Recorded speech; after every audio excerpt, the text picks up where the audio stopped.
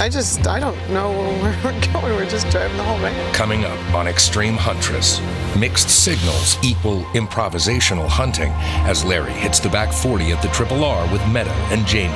Plus, the S.A.A.M staff at the FTW has a surprise for our huntresses. It's been a few years since They want to find out how the calm trigger finger reacts to adrenaline. Who's got what it takes to be the next extreme huntress? Stay tuned and find out.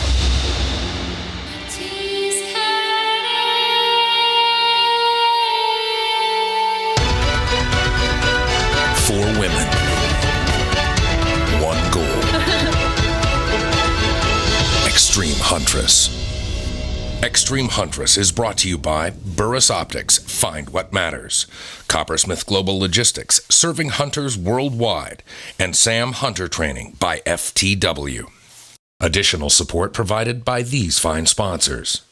Well, this morning was the second day of hunting, and I was hunting with Jamie, and I was the primary hunter this morning, and we were with Larry. Our morning start was a little bit on the strange side, perhaps, in that we didn't know for sure where we were going to try to go to, and so we followed Al around to some areas. So what's the plan?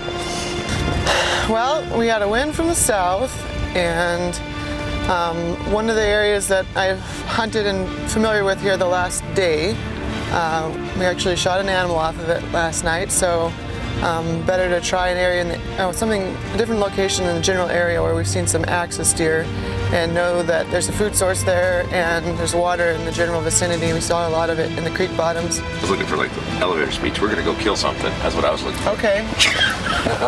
You want that? Kind of got turned around, I think, at one point a little bit. I don't know where we're going. We're just driving the whole ranch. I've been through there several times. Hopefully one of these exotics that we're looking for will step out. Where are we headed? She wants to know where we're headed. Went back and I couldn't find this place. The 6, I guess. The 6, okay. Where y'all want to go? I thought it was back there ways. But coming from the south heading to the north, number 6 this way. Coming from the north heading south is just a blank. And I'm not too sure someone didn't pull a joke on us. Got kind of a little bit of a late start, but really didn't seem to make a whole lot of difference. I mean, we were not seeing very many animals and moving around as we did, but we finally got to a point where Meadow decided that this is where and how she wanted to hunt. But I just didn't want it to be sitting out here in the open. I don't take it personal to that. I don't mean to be bossy, but we had a plan to go to one of the blinds, and we had a fellow that was going along with us, and we were following him, and there was a miscommunication. So the original hunt plan with the wind and the terrain and everything we weren't unable to implement it. Which way we're gonna hit? Well, we're gonna go down this hill. There's a water source not too far from it, and a food source in between. We're gonna find a place to set up in the opening right now. Unfortunately, it's a little late to shoot a light, but we should still see some things. Sound good?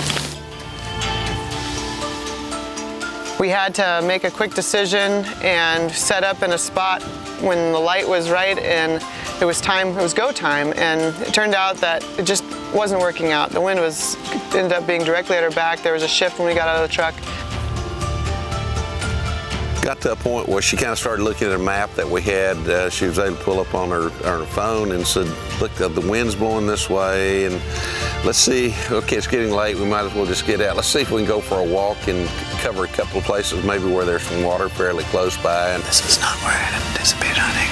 I had that miscommunication with Al this morning. Went for a little bit of a walk, really did not see anything. Finally got to a point where the wind kept switching a little bit, and finally the wind was blowing our face, and there's a fair-sized opening there, so she decided that would be a good place to sit down, and I really kind of agreed with her. I mean, if I were going to be hunting in that situation, I'd probably done the same thing, kind of got underneath the tree somewhere and just kind of sat, because it was so quiet. There was no way really to move around without making any noise, just one person, and when you throw more than one person into the mix, it's going to sound like a herd of buffalo coming through an area, so I think she made the right decision by sitting down and just kind of waiting to see what might come out. We're sitting there for a while and nothing really is happening. Not really a whole lot of birds moving or anything like that. And yesterday evening, Meadow was able to take a fallow doe, so she's already got a doe down, and they talked a little bit, and we decided that if a deer did come out that was of a doe of one of the exotics that we were allowed to shoot, that we would switch over to Miss Jamie. Captain looked over to my right, and everybody else was kind of looking over to the left. Just as I did, I saw a couple of deer come into kind of the edge of the field. Jamie just kind of turned and looked that way, and she motioned over to Meadow. And the deer were coming down the path a little bit, kind of heading down the road, kind of the least path of resistance right there, and coming our way. And Jamie kind of eased up a little bit, crawled up a little bit farther to where she get a better shot at one of those two does, and she kind of looked over at that point to me, and I says, absolutely take either one of them. They're either fallow or cyca deer, and so they're totally legal as far as being able to take. Slipped up a little bit farther, got a stick set up, waited for the animal to present a good shot, and when she did, I heard the safety move forward and very shortly heard the shot, and I was watching the deer and watched the reaction. The deer went down, and she immediately reloaded, and about that time the deer got up and disappeared in behind some brush, but there was no question in my mind that the deer was going to go very far. So it went out real well, and Jamie made a beautiful shot. Two of the girls got together and started walking up there, and walked up exactly to where the deer had been standing when Jamie shot. Found some blood, started looking around a little bit, and I just kind of let them work out the trail. There wasn't a whole lot of blood, there was just a speck of blood here and there, but as they moved forward, the deer hadn't gone but about 5-6 yards at the very most. It was kind of piled up with some old dead cedar bushes. Have a very short track. In fact, we saw the deer before we found the blood, so it went very well. I think that overall today was great. It wasn't my hunt, but I was able to be successful through it. So I'm pretty happy with how today happened, or how today went. So I think she's pretty happy about being able to taste a different type of venison, but also to take a different species that she's not taken in the past.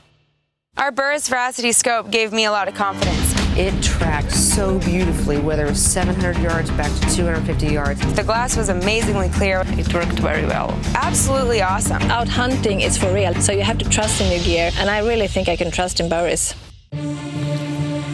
To learn more about Extreme Huntress hunting and shooting workshops and to vote for your favorite Extreme Huntress, go to extremehuntress.com.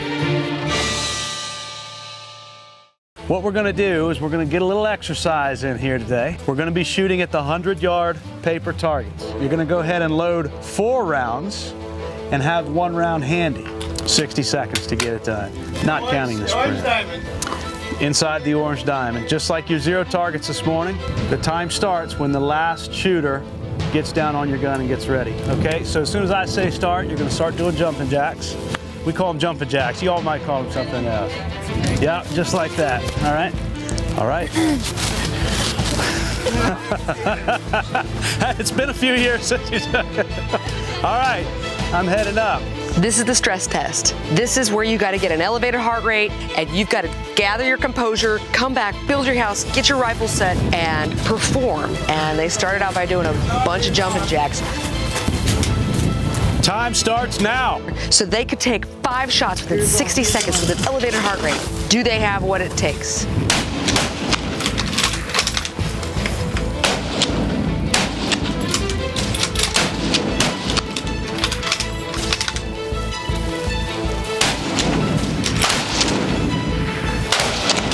All of these girls are shooting simultaneously. They have 60 seconds and the noise from everybody shooting around them. That can psych you out, but you got 60 seconds to get it done.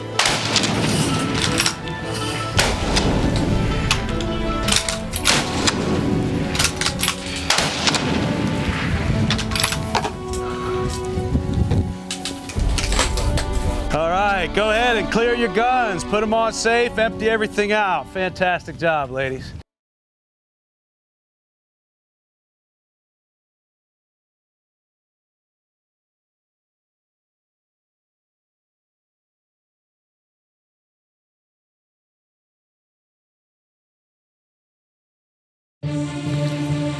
To learn more about Extreme Huntress hunting and shooting workshops and to vote for your favorite Extreme Huntress, go to extremehuntress.com. Check out the latest line of Extreme Huntress apparel and products, from mugs and sweatshirts to custom knives. Find it at extremehuntress.com.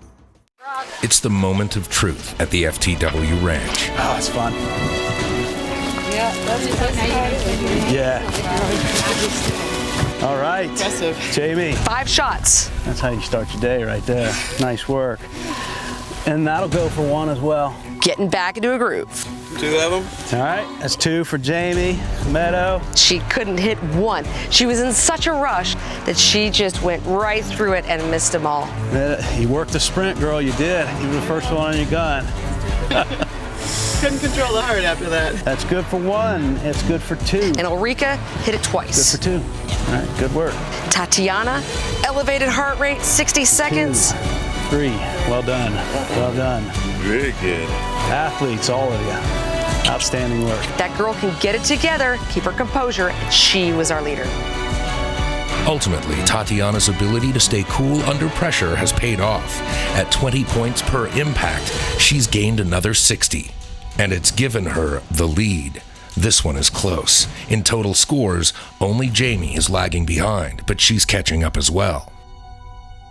On the next Extreme Huntress, it's back to the FTW Ranch for the conclusion of the Dangerous Game Trail Challenge, but this time the FTW has upped the stakes. Plus, it's the last morning at the RRR for Meadow. There's 2 office chairs. Whitetails abound, but they're off limits. She needs an exotic. Who's got what it takes to be the next Extreme Huntress? Tune in and find out. And don't forget to go to Extreme Huntress today and vote for your favorite Huntress.